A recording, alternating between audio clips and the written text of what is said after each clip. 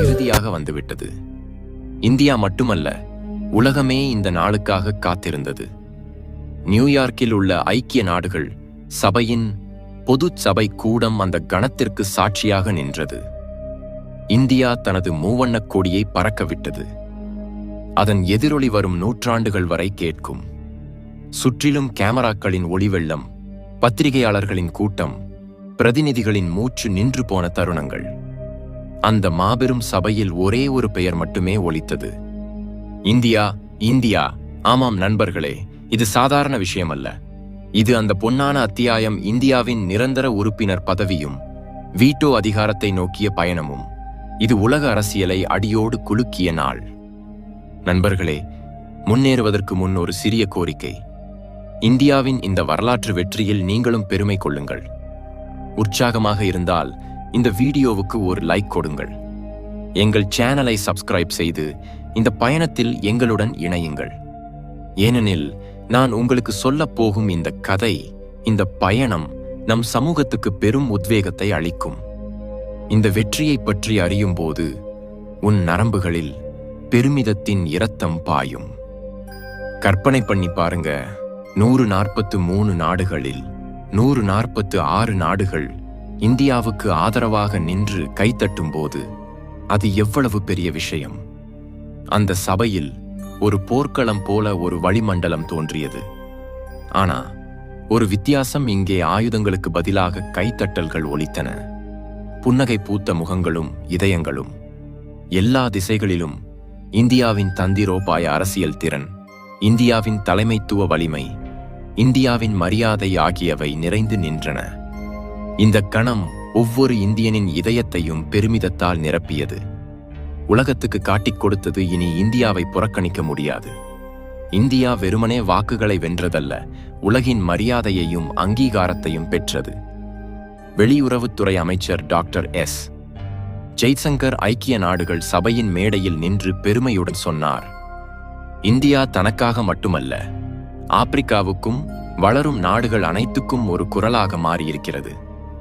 அந்த ஹால் கைத்தட்டல்களின் முழக்கத்தில் மூழ்கியது. இது வெறும் ஒரு அறிக்கை அல்ல, இந்தியாவின் உண்மையான வலிமையின் சாட்சி. நண்பர்களே, மிகப்பெரிய அதிர்ச்சி எப்போது வந்தது? ஒரு காலத்தில் இந்தியாவை எதிர்த்த நாடுகள் இப்போது இந்தியாவுக்கு ஆதரவாக நின்றபோது. துருக்கியும் சவுதி அரேபியாவும் போன்ற நாடுகள் எதிர்க்க முயற்சித்தன. ஆனால் அவற்றின் குரல் அவ்வளவு பலவீனமாக இருந்ததால் அந்த கைத்தட்டல் கடலில் எங்கோ மூழ்கிப் போயின. துருக்கியின் பிரதிநிதி கோபத்துடன் மசோதாவை கிழித்து மேஜையை தட்டினார். ஆனால் அந்த சபையில் ஒலித்த கைத்தட்டல்களும் இந்தியாவுக்கு ஆதரவாக நின்ற 146 நாடுகளும் அவரது குரலை அடக்கின. அதே நேரத்தில் சவுதி அரேபியா தோல்வியை உணர்ந்து மௌனமாக உட்கார்ந்திருந்தது. இப்போது வருது ஒரு ட்விஸ்ட். இந்தியாவுக்கு எதிராக சதி செய்த அதே சீனா இந்த முறை இந்தியாவுக்கு ஆதரவாக நின்றது.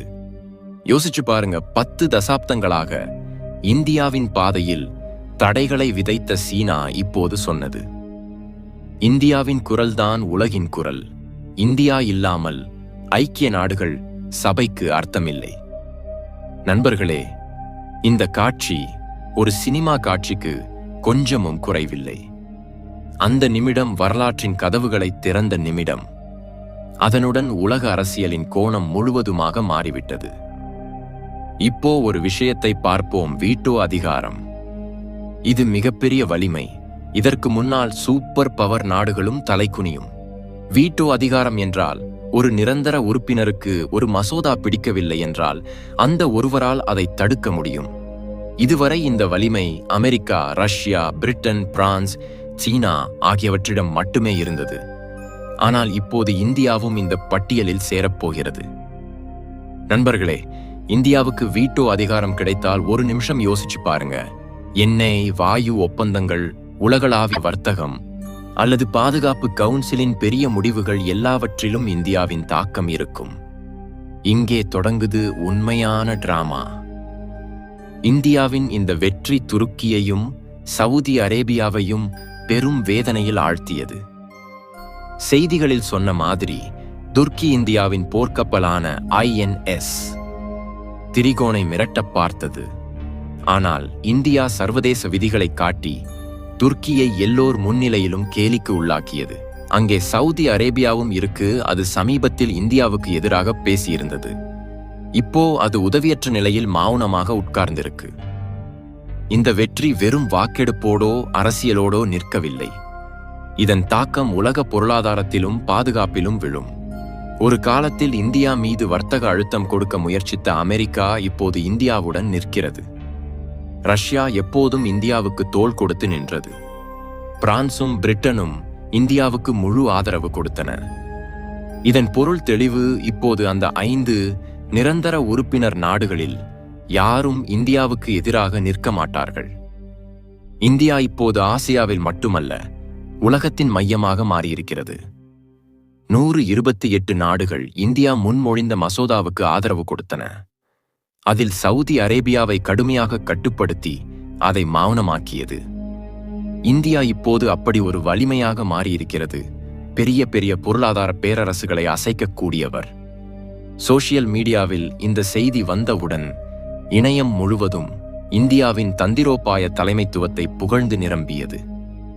எல்லோரும் எல்லா இடங்களிலும் சொன்னார்கள். இந்த வெற்றி இந்தியாவுக்கு மட்டுமல்ல, தங்கள் குரல் அடக்கப்பட்ட எல்லா நாடுகளுக்கும் ஒரு உத்வேகம். பிரதமர் நரேந்திர மோடி சொன்னார், இந்த வெற்றி 140 கோடி இந்தியர்களின் வெற்றி. வெளியுறவுத்துறை அமைச்சர் ஜெய்சங்கர் சொன்னார், இதுதான் புதிய இந்தியாவின் உண்மையான அடையாளம். ஆனால் இப்போது ஒரு பெரிய கேள்வி, இனி என்ன நடக்கப் போகிறது? நண்பர்களே, இந்த மசோதா இப்போது 5 நிரந்தர உறுப்பினர் நாடுகளிடையே ஒப்புதல் பெறுமா? அங்கே ஒரு ரகசிய கூட்டம் நடக்கும். அங்கேயும் இது ஒப்புதல் பெற்றால் இந்தியா அதிகாரப்பூர்வமாக ஐக்கிய நாடுகள் சபையின் நிரந்தர உறுப்பினராக ஆகும். அதாவது இந்தியா இனி அந்த நாடுகளின் வரிசையில் நிற்கும். உலகின் எதிர்காலத்தை மாற்றும் வலிமை அதற்கு இருக்கும். துருக்கியும் சவுதி அரேபியாவும் இடையேயான பகைக்கு இன்னொரு காரணமும் இருக்கு. இந்தியாவின் எல்லோரையும் உள்ளடக்கிய அரசியல் கிரீஸ், சைப்ரஸ், இஸ்ரேல் போன்ற நாடுகளுடன் இணைந்து மத்தியதரை கடலிலும் மேற்கு ஆசியாவிலும் தனது பிடியை வலுப்படுத்தியிருக்கு. அதனால்தான் துருக்கி தனியாகிவிட்டது. அதனால்தான் எர்டோகன் பாகிஸ்தான் மற்றும் மேடைகள் மூலம் இந்தியாவை இலக்கு வைக்கிறார். ஆனால் ஒவ்வொரு முறையும் அவர்களின் சதிகள் உலகத்தின் முன் வெளிப்படுத்தப்படுகின்றன. எரிசக்தி முதலீட்டுத் துறையிலும் இந்தியா கேம் சேஞ்சர் நடவடிக்கைகளை எடுத்திருக்கு. UAE, கத்தார் ஆகியவற்றுடன் நீண்டகால ஒப்பந்தங்கள் செய்து ரஷ்யாவிடமிருந்து குறைந்த விலையில் எண்ணெய் வாங்கி உள்நாட்டு சந்தையை நிலைப்படுத்திய போது சவுதி அரேபியாவின் எண்ணெய் அரசியலின் அடித்தளமே ஆட்டம் கண்டது. நண்பர்களே, இது ஒரு வரலாற்று தருணம். இந்தியாவுக்கு மட்டுமல்ல, முழு உலகத்துக்குமே ஒரு புதிய தொடக்கம். 10 வருடங்களாக இந்தியாவை ஒதுக்கி வைத்தார்கள், அதன் குரலை அடக்கினார்கள். ஆனால் இப்போது அதே இந்தியா ஐக்கிய நாடுகள் சபையின் மேடையில் உயர்ந்த குரலாக நிற்கிறது. 146 நாடுகளின் ஆதரவு என்பது சாதாரண விஷயமல்ல. இந்தியாவின் வலிமையை இனி மறுக்க முடியாது என்பதை இது நிரூபிக்கிறது. வீட்டோ அதிகாரம் பெறுவது ஒரு இருக்கையோ உரிமையோ மட்டுமல்ல, இந்தியா உலக அரசியலில் ஒரு கேம் சேஞ்சராக மாறியிருக்கிறது.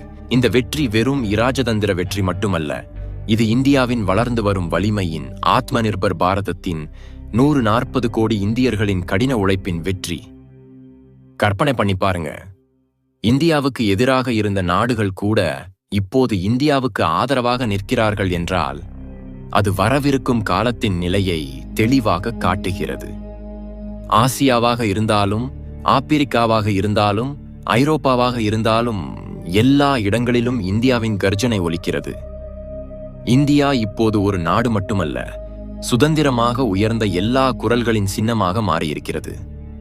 அதனால்தான் இந்த வெற்றி வரவிருக்கும் காலத்துக்கு ஒரு பெரிய அடித்தளம். இப்போது உலகம் ஒப்புக்கொள்ள வேண்டியிருக்கும் இந்தியா வெறும் ஒரு பார்வையாளன் அல்ல, முடிவெடுப்பவனும் கூட. இந்தியாவுக்கு வீட்டோ அதிகாரம் வந்தால் அது தனக்காக மட்டுமல்ல, நீதியையும் சமத்துவத்தையும் விரும்பும் எல்லா நாடுகளுக்காகவும் போராடும். இதுதான் புதிய இந்தியாவின் உண்மையான உருவம். இந்தியாவுக்கு நட்பை எப்படி பேண வேண்டும் என்பது தெரியும். எதிரிகளின் சதிகளை எப்படி தோல்வியடையச் செய்ய வேண்டும் என்பதும் தெரியும். உலகத்தை சரியான பாதையில் நடத்தவும் தெரியும். ஆகவே நண்பர்களே, இது வெறும் ஒரு வெற்றி மட்டுமல்ல, இந்தியா உலகின் இதயமாக மாறப்போகும் ஒரு புதிய யுகத்தின் தொடக்கம். வரும் தலைமுறைக்கு இது ஒரு உத்வேகம். மனம் உறுதியாக இருந்தால் யாராலும் உன்னை தடுக்க முடியாது. இப்போது உலகமே பார்க்கிறது. இந்தியா எழுந்து கவனமாக முன்னேறுகிறது. இனி யாராலும் அதை தடுக்க முடியாது. நண்பர்களே, இந்த வீடியோ உங்களுக்கு எப்படி இருந்தது? பிடிச்சிருந்தா ஒரு லைக் கொடுங்க.